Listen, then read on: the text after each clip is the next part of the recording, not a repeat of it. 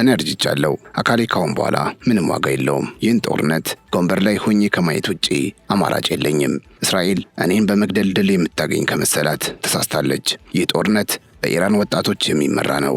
እነሱም ሳይሸነፉ ይኖራሉ። እኔ ብገደል እንኳ ኢራን አትሸነፍም። ኢራን በስነ ምግባር ላይ የቆመች ናት። ለማንም ባሪያ አትሆንም። ይህ ንግግር አያቶላ አሊ ኻሜኒ ከመገደላቸው ከ10 ቀናት ቀደም ብሎ ለደጋፊዎቻቸው ያደረጉትና በታሪክ የማይረሳው የመጨረሻው ንግግራቸው ነው። አያቶላ በዚህ ንግግራቸው እስራኤል እሳቸውን በመግደል ረገድ የምታገኘው ድል እንደሌለና እንዲያውም ትልቅ ስህተት እየፈጸመች መሆኑን በግልጽ አስታውቀው ነበር። ኢራን በአንድ ሰው ትከሻ ላይ ብቻ የቆመች ሀገር አለመሆኗንና የእሳቸው ህልፈት የኢራንን መንፈስ እንደማይሰብር አረጋግጠው ነበር። አያቶላ አሊ ኻሜኒ ይህን ሲናገሩ ሊመጣ ያለውን አደጋ ቀድሞ የተረዱ ይመስል ነበር። እኔ ብገደል እንኳ ኢራን አትጎዳም የሚለው ቃላቸው የሀገሪቱን ጽናትና ለማንም ባሪያ የማትሆን ነጻ ሀገር መሆኗን ለዓለም ያወጁበት የመጨረሻው ንግግራቸው ሆኖ ተመዝግቧል። ዛሬ አያቶላ አሊ ኻሜኒ በህይወት የሉም። በዚያ አስደንጋጭ የመጀመሪያ ጥቃት ህይወታቸውን አጥተዋል። ነገር ግን እሳቸው አስቀድመው እንደተነበዩት ኢራን ዛሬም ድረስ ጦርነቱን በጽናት ተቋቁማ ትገኛለች። የፕላኔታችን ቁጥር 1 የጦር ኃይል የሆነችውን አሜሪካንና ታናሽ ወንድሟን እስራኤልን ለብቻዋ ተፋልማለች። ይቺ ሀገር በከባድ ማዕቀብና ጫና ውስጥ ሆና የምታሳየው አቋም ዓለምን ማስገረሙ ቀጥሏል። የመሪያቸው መገደል ኢራንን ያዳክማል ብለው ያሰቡ አካላት ሁሉ በኢራን ወጣቶች ጽናት ግራ ተጋብተዋል። ኢራን በአንድ መሪ መውደቅ የማትፈርስ ጠንካራ መዋቅር ያላት ሀገር መሆኗን በተግባር እያሳየች ነው። ጦርነቱ ሙሉ ለሙሉ ቆሟል ለማለት አይቻልም። ይልቁንም አሁንም ያለው ፍጥጫ ይበልጥ እየተካረረ መጥቷል። የኻሜኒ የመጨረሻ ቃል ዛሬም በሜዳው ላይ ባሉት ተዋጊዎች ልብ ውስጥ እንደ ትልቅ የሞራል ጉልበት እያገለገለ ይገኛል። በእርግጥ አያቶላ አሊ ኻሜኒ ከመሞታቸው በፊት የተናገሩት ንግግር በዚህ ብቻ የሚያበቃ አልነበረም። እሳቸው ገና ጦርነቱ ሳይጀመር አሜሪካውያን ይህንን ግጭት እንደማይደግፉት በመግለጽ የዋሽንግተን ፖሊሲ በዚህ ጦርነት ሳቢያ እንደሚንኮታኮት አስቀድመው ተንብየዋል። የአሜሪካ ፖሊሲ ወደ ውድቀት እያመራ መሆኑንና የዓለም ፖለቲካዊ ሚዛንም እየተቀየረ መምጣቱን በጥልቀት ተንትነው ነበር። ከሁሉም በላይ ደግሞ የጠላቶቻቸው ዋና ዓላማ የኒውክሌር ጉዳይ ሳይሆን የኢራንን የነዳጅ ሀብት መዝረፍና ህዝቡን ማንበርከክ እንደሆነ በግልጽ አስቀምጠው ነበር። ታዲያ አሁን ላይ እየተከሰቱ ያሉትን ዓለም አቀፋዊ ክስተቶች ስንመለከት የአያቶላህ ንግግሮች ነገሮችን ቀድሞ ካየ ሰው የተሰነዘሩ ያህል ለብዙዎች አስገራሚ ሆኖባቸዋል። በተለይ ጥቃቱ በተፈጸመበት ወቅት የተናገሩት የመጨረሻ ቃል ዛሬም ድረስ በኢራናውያን ልብ ውስጥ ሞተር ሆኖ ጽናትን እየመገባቸው ይገኛል ተብሎ ይታመናል። ያ ንግግር ዛሬም በሜዳው ላይ ለሚፋለሙት ወጣቶች እንደ ነዳጅ ሆኖ የሚያገለግል የሞራል ስንቅ እንደሆነ ብዙዎች ይናገራሉ። በዛሬው ልዩ ዝግጅታችን ለመሆኑ አያቶላ ለኢራን መስዋዕት ከመሆናቸው በፊት ምን ነበር ያሉት?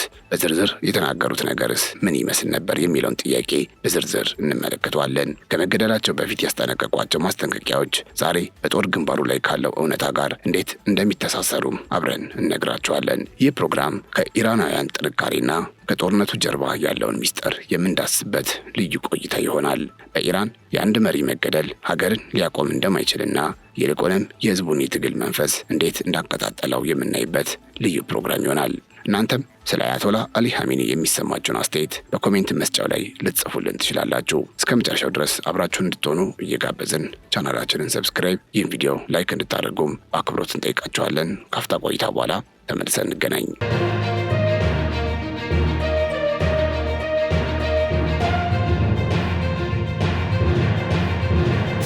አያቶላ አሊ ኻሜኒ እንደ አውሮፓውያን አቆጣጠር በ1939 በኢራን መሽሃድ ከተማ ተወለዱ።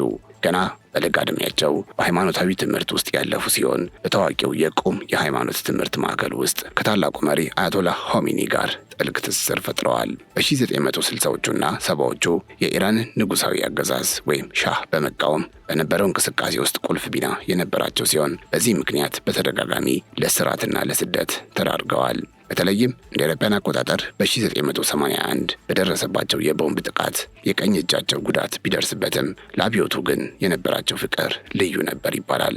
አብዮቱ ስኬታማ ከሆነ በኋላም በሀገሪቱ የመከላከያ ምክር ቤትና በተለያዩ ከፍተኛ የመንግስት እርከኖች ውስጥ በማገልገል ለኢራን የዛሬው ወታደራዊና ፖለቲካዊ መዋቅር መሰረት ከጣሉ ጥቂት መሪዎች መካከል ግንባር ቀደሙ ናቸው።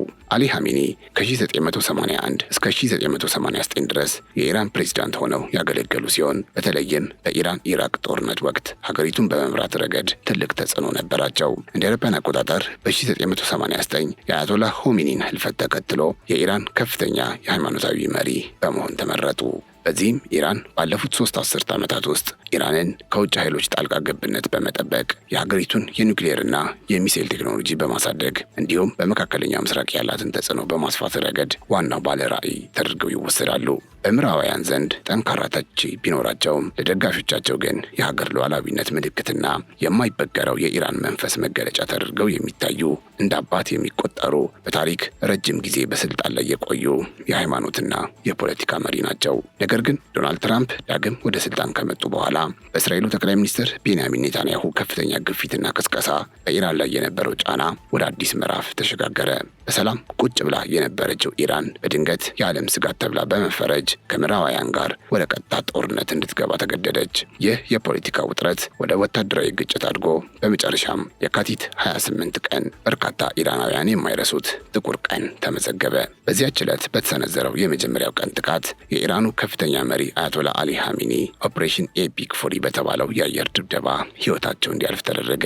ይህ ጥቃት የአንድን መሪ ሕይወት በመቅጠፍ ብቻ የሚያበቃ ሳይሆን አጠቃላይ የመካከለኛው ምስራቅን የኃይል ሚዛን የሚቀይር አደገኛ ክስተት ሆኖ ተመዘገበ። በቴህራን በሚገኘው ይፋዊ መኖሪያቸው ላይ በተሰነዘረው በዚህ የሚሳኤል ድብደባ የ86 ዓመቱ ከፍተኛ መሪ አያቶላ አሊ ኻሜኒ ብቻቸውን አልነበሩም። በወቅቱ አብረዋቸው የነበሩ በርካታ የቤተሰባቸው አባላት ሴት ልጃቸውና የልጅ ልጃቸውን ጨምሮ ለእልፈት ተዳርገዋል። ከዚህም በተጨማሪ ከ30 እስከ 40 የሚደርሱ ከፍተኛ የኢራን ባለስልጣናትና የጦር አዛዦች በዚሁ ድንገተኛ ጥቃት አብረው ተገድለዋል። ይህ ጥቃት የኢራንን አመራር በአንድ ጀንበር ለማጥፋት ታስቦ የተሰነዘረ ቢሆንም በወቅቱ የተገደሉት መሪዎች መስዋዕትነት ግን ለኢራናውያን አዲስ የትግል ወኔን የሰጠ እንጂ ተስፋ ያስቆርጥ አልነበረም። አያቶላ አሊ ኻሜኒ በተገደሉበት በዚያ ድንገተኛ ቅጽበት ዓለም አቀፍ መገናኛ ብዙሃንና ተንታኞች ኢራን አበቃላት፣ መዋቅሯ ፈረሰ የሚሉ ዘገባዎችን በስፋት አሰራጭተው ነበር። ሆኖም ግን ብዙዎች ያልተረዱት ትልቅ እውነታ ነበር። አያቶላ ይህ ቀን እንደሚመጣ እንደሚገደሉ፣ ጦርነቱ አይቀሬ እንደሆነ ቀድሞ የተመለከቱ እስኪመስል ድረስ እኔ ልገደል እችላለሁ፣ ኢራን ግን አትሸነፍም በማለት ለሕዝባቸውም ለጦሩም የመንፈስ ስንቅ አስቀመጡ። በዚያ ታሪካዊ ንግግራቸው እኔ አርጅቻለሁ፣ አካሌ ካሁን በኋላ ምንም ዋጋ የለውም፣ በዚህ ጦርነት ውስጥ እኔ ከወንበር ላይ ሆኜ በዝምታ እያየሁ ብቻ ነኝ በማለት የጦርነቱ እውነተኛ ባለቤቶች ወጣቶቹ መሆናቸውን ተናግረዋል። እስራኤል እኔን በመግደል ድል የምታገኝ ከመሰላት ትልቅ ስህተት ነው። ይህ ጦርነት በኢራናውያን እየተመራ ነው፣ እነሱም ሳይሸነፉ ይኖራሉ ያሉት አያቶላ ኻሜኒ የኢራን ህልውና በአንድ ግለሰብ ሞት ላይ ሳይሆን በሚሊዮኖች ጽናት ላይ የተገነባ መሆኑን አረጋግጠዋል። አያቶላ በንግግራቸው የራሳቸውን ሞት ከኢራን መጻኢ ዕድል ጋር በማነጻጸር እኔ ብገደል እንኳ ኢራን አትጎዳም የሚል ጽኑ እምነት ነበራቸው። ኢራን በዓለም ላይ ለማንም ባሪያ የማትሆንና በራሷ ጠንካራ ስነ ምግባር ላይ የቆመች ሀገር መሆኗን ሲገልጹ፣ በተቃራኒው ደግሞ አሜሪካ ወደ ውድቀት እያመራች መሆኑን ተንብየዋል። እየፈራረሰ ስላለው የአሜሪካ ፖሊሲ እውነት እየፈራረሰ ነው፣ በኢኮኖሚያቸውና በተለይ በፖሊሲዎቻቸው ላይ ትልቅ ችግር አለባቸው በማለት የዋሽንግተን ተጽዕኖ እያበቃለት መሆኑን ለደጋፊዎቻቸው ተናግረው ነበር። ይህ ንግግር ዛሬ አያቶላህ በሌሉበት ወቅት የኢራን ወጣቶች ጦርነቱን በወኔ እንዲቀጥሉና የአሜሪካንና የእስራኤልን ጫና በጽናት እንዲቋቋሙ የሚያደርግ የማይጠፋ ችቦ ሆኖ እያገለገለ ይገኛል። የአያቶላህ አሊ ኻሜኒ ትንቢት እውን መሆን የሚጀምረው በትክክል እዚህ ጋር ነው። አሜሪካ በፖሊሲዎቿ እየወደቀች ነው በማለት የተናገሩት ንግግር ዛሬ በዓለም መድረክ ላይ በግልጽ እየታየ ይገኛል። በአሁኑ ወቅት አሜሪካ የቀደመ ተሰሚነቷን ከግማሽ በላይ አጣለች ማለት ይቻላል። ወትሮ ስትጠራቸው አቤት ስታዛቸው ወዴት ይሉ የነበሩት አውሮፓውያን ዛሬ ፊታቸውን በግልጽ እያዞሩባት ነው። ብዙዎቹ የአውሮፓ ሀገራት የአየር ክልላችንን ለኢራን ጥቃት አንከፍትምና በዚህ ጦርነት ውስጥ አንሳተፍም በማለት ለዋሽንግተን ትዕዛዝ እምቢተኝነታቸውን እያሳዩ ይገኛሉ። እንደ ፈረንሳይ ያሉ ሀያላን ሀገራት እንኳ በአሜሪካ የሚገኘውን የወርቅ ክምችታቸውን እስከ ማውጣት መድረሳቸው በአሜሪካ የኢኮኖሚ የበላይነት ላይ ያለውን እምነት መሸርሸሩን ያሳያል። አሜሪካ ቀድሞ የነበራትን አስፈሪነትና ተፈሪነት እያጣች ፖሊሲዋም እየፈራረሰ መምጣቱን ፍንጭ የሚሰጡት እነዚህ ክስተቶች አያቶላህ ከመገደላቸው በፊት የተናገሩት የአሜሪካ የፖሊሲ ውድቀት እውነት መሆኑን ለዓለም በተግባር እያረጋገጡ ነበር። አያቶላህ አሊ ኻሜኒ ግን በዚህ ብቻ አላበቁም። የጠላቶቻቸውን ተንኮልና ስልታዊ አካሄድ እስከ መጨረሻው ቀን ድረስ ሲናገሩ ነበር። ዛሬ ኒውክሌር ብለው ይመጣሉ፣ እሺ ብትላቸው ነገ ደግሞ ሚሳኤል ያነሳሉ። እሱንም እሺ ብትላቸው መንግስትህ ለእኛ አይታዘዝም ይቀየር ይላሉ በማለት የምዕራባውያን ጥያቄ ማለቂያ የሌለው መሆኑን ገልጸው ነበር። እሳቸው እንደሚሉት ጠላቶቻቸው አንዱን ጥያቄ ሲመልሱላቸው ሌላውን በማምጣት ሀገሪቱን ለማዳከም እንደሚጠሩና በመጨረሻም እሺ ብለን ብንለቅላቸው ሀብታችንን ይወስዳሉ፣ ህዝባችንን ያጎሳቁላሉ ሲሉ አስጠንቅቀው ነበር። ይህ ንግግራቸው የጦርነቱ መነሻ በመሳሪያ ላይ ብቻ የተመሰረተ ሳይሆን ከጀርባው ያለውን የአሜሪካን ስውር ፍላጎት አስቀድሞ በመረዳት ላይ የተገነባ መሆኑን ያሳያል። አያቶላህ በንግግራቸው የእነሱ እውነተኛ ፍላጎት ኒውክሌር ብቻ አይደለም፣ ፍላጎታቸው ሀገራትን ባሪያ አድርጎ መግዛት ነው በማለት አሁን ያለውን ፖለቲካዊ ገጽታ ገልጠውታል። ይህን በብዙ ማዕቀብና ጫና ስር ሆኖ ያልተበገረን የኢራን ህዝብ ደልሎ መግዛት እንደማይቻልና ያ ደግሞ ከኢራናውያን ማንነት ጋር በፍጹም አብሮ አይሄድም ሲሉ በኩራት ተናግረዋል። ኢራን ለማንም ባሪያ የምትሆን ሀገር አይደለችም የሚለው ቃላቸው ዛሬ መሪያቸው በሌሉበት ወቅት የኢራን ወጣቶች ለማንነታቸውና ለሀገራቸው ክብር እስከ መጨረሻው እንዲቆሙ የሚያደርግ የነጻነት መዝሙር ሆኗል። ይህ ንግግር ዛሬም በኢራን አደባባዮችና በጦር ግንባሮች ላይ የሚሰማ የህዝቡን ጽናት የሚመግብና የጠላትን የተንኮል መረብ የሚያጋልጥ የታሪክ ምስክር ሆኖ ቀጥሏል። በእርግጥ እዚህ ጋር አንድ ሊካድ የማይችል ትልቅ እውነት አለ። እሱም የአሜሪካና የደጋፊዎቿ ግብ ኒውክሌርን መግታት ብቻ አለመሆኑ ነው። ዶናልድ ትራምፕ በቅርቡ በይፋ ሲናገሩ እንደተደመጡት የኢራንን ነዳጅ መውሰድ እፈልጋለሁ በማለት የተናገሩት ድፍረት የተሞላበት ቃል አያቶላ አሊ ሐሜኒ ቀድመው የተነበዩትን ስውር ዓላማ ግልጽ አድርጓል። አያቶላ እንዳሉት ለኒውክሌር ጥያቄያቸው እሺ ብንላቸው እንኳ ጦርነቱ እንደማይቀርና ግባቸው ኢራንና ሀብቷን ባሪያ አድርጎ መግዛት እንደሆነ ዛሬ በተግባር እየታየ ነው። የዋሽንግተን ፍላጎት የዓለምን ደህንነት መጠበቅ ሳይሆን እንደ ኢራን ያሉ በራሳቸው የሚቆሙ ሀገራትን አንበርክኮ የተፈጥሮ ሀብታቸውን መዝረፍ መሆኑን የትራምፕ ንግግር ትልቅ ማረጋገጫ ሆኗል። ይህም አያቶላህ ባሪያ እስካሉላቸው ድረስ አይተውንም በማለት የተናገሩትን የፖለቲካ ትንታኔ ዛሬ በገሃድ የሚታይ እውነት አድርጎታል። ከዚህ ባሻገር አሁን በኢራን ምድር ላይ እየታየ ያለው ግፍ ደግሞ የእነ አሜሪካን እውነተኛ ማንነት ይበልጥ ገሃድ እያወጣ ይገኛል። እነ አሜሪካና እስራኤል የሚመቱት የኒውክሌር ማብሪያዎችን ሳይሆን የህዝብ መገልገያ ድልድዮችን ነው። ኢላማቸው የሚሳኤል ማከማቻዎች ሳይሆኑ የነገ ሀገር ተረካቢዎች የሚማሩባቸው ትምህርት ቤቶች ሆነዋል። ወታደራዊ ግንባሮችን ከመግጠም ይልቅ ንጹሐን ህጻናትና ተማሪዎች የሚገኙባቸውን ስፍራዎች በመምታት ህዝቡን ለማሸበርና ለባርነት ለማዘጋጀት እየጣሩ ነው። ይህ አይነቱ አሰቃቂ ድርጊት አያቶላህ የእነሱ ፍላጎት ህዝባችንን ማጎሳቆል ነው በማለት የተናገሩትን ቃል የሚያስታውስ ነው። ይሁን እንጂ ይህ ጥቃት የኢራንን ህዝብ ከማንበርከክ ይልቅ ይበልጥ እንዲጸናና የመሪያቸውን ያንሸነፍን መንፈስ አንግቦ ሀገራቱን በጽናት እንዲጋፈጥ እያደረገው ይገኛል ተብሎ ይታመናል።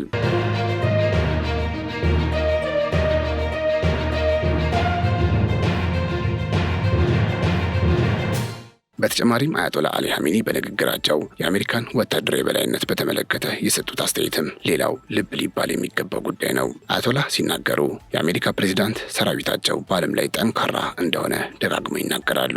እርግጥ አዎ ጠንካራ ነው። ነገር ግን ያ ጠንካራ የተባለ ሰራዊት አንዳንድ ጊዜ ቀጥ ብሎ መቆም እስኪያቅተው ድረስ በጣም ከባድ ጠፊ ሊያርፍበት ይችላል በማለት የሰጡት ማስጠንቀቂያ ዛሬ በሜዳው ላይ እየታየ ካለው እውነታ ጋር ይገጥማል መባል ጀምሯል። ይህ ንግግራቸው አሜሪካ ምንም ያህል ዘመናዊ መሳሪያ ቢኖራትም በጽናትና በእምነት የሚዋጋን ህዝብ እንደማታሸንፍ የሚያሳይ ነበር። የኢራን ሚሳኤሎችና የሰው አልባ አውሮፕላኖች በጠላት ወታደራዊ ይዞታዎች ላይ የሚያሳርፉት ጥቃት አያቶላህ ቀድሞ የተናገሩት ያ የማይገሰስ የሚመስለው ሰራዊት መመታቱ አይቀርም የሚለው ትንቢት ተፈጻሚ እየሆነ ነው ሲሉ ኢራናውያን ንግግራቸውን በማስታወስ ላይ ይገኛሉ። ሌላውና የመጨረሻው መልእክታቸው ደግሞ ስለ መስዋዕትነት የነበራቸው ጽኑ አቋም ነው። አያቶላህ ለደጋፊዎቻቸው ባስተላለፉት መልእክት አካሌ ጥቂት ዋጋ አለው፣ ህይወቴም ቢሆን ትርጉም የለውም። እኔም ቢገሉኝ እንኳ እናንተ በኢማም ሁሴን መርሆች ላይ ጸንታችሁ እስካላችሁ ድረስ እንደ ኪሳራ አትቁጠሩት በማለት ጥሪ አቅርበው ነበር። ይህ ንግግር ኢራናውያን ለሺህ ዓመታት ሲያከብሩት የኖሩትን የፍትህና የጽናት ተምሳሌት የሆነውን የኢማም ሁሴንን ታሪክ ያስታወሰ ነው።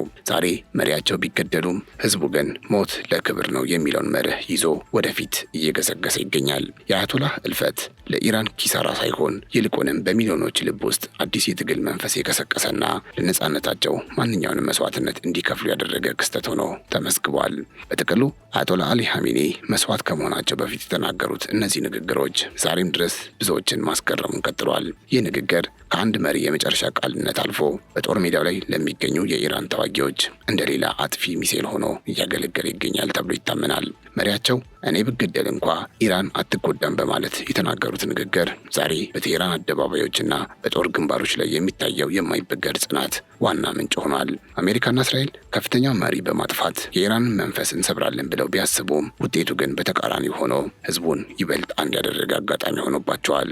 የአያቶላህ መስዋዕትነት ለኢራን አዲስ የታሪክ ምዕራፍ ከፋች ከመሆኑም በላይ ሀገሪቱ ለማንም ባሪያ እንደማትሆንና በራሷ ማንነት ላይ ጸንታ እንደምትቆም ለዓለም ያስመሰከረበት ትልቅ አጋጣሚ እንደሆነ ተገልጿል። በኒውክሌር ስም ወደዚህ አስከፊ ጦርነት የገቡት አሜሪካና እስራኤል ዛሬ እውነተኛ ማንነታቸው በዓለም ፊት ተጋልጦ ይገኛል ተብሏል። አያቶላህ ዛሬ ኒውክሌር ይላሉ፣ ነገ ደግሞ ሌላ በማለት ያስጠነቀቁት ንግግር ዛሬ በኢራን ከተሞች ላይ እየወረደ ካለው ጥቃት ጋር ፍጹም ተገጣጥሟል። ጦርነቱ የመሳሪያ ብቻ ሳይሆን የማንነትና የሀብት ነጠቃ መሆኑን የአያቶላህ ንግግር ቀድሞ ግልጽ አድርጎ ነበር። የአሜሪካ ፖሊሲ መዳከምና የአውሮፓ ፊት ማዞር ደግሞ አሊ ሀሚኒ የተነበዩት የኃይል ሚዛን ለውጥ መጀመሩን ያመለክታል። የተከበራችሁ የገበያ ሚዲያ ተመልካቾቻችን እናንተስ ስለ አያቶላህ አሊ ሀሚኒ ስለዚሁ ንግግር ምን ተሰማችሁ? የአንድ መሪ መገደል ሀገርን ያፈርሳል ወይስ አዲስ ወኔ ይፈጥራል? አስተያየታችሁን በኮሜንት መስጫው ላይ እንድታጋሩን እንጋብዛለን። አብራችሁን ስለነበራችሁ እጅግ እናመሰግናለን። ሰላም ለምድራችን።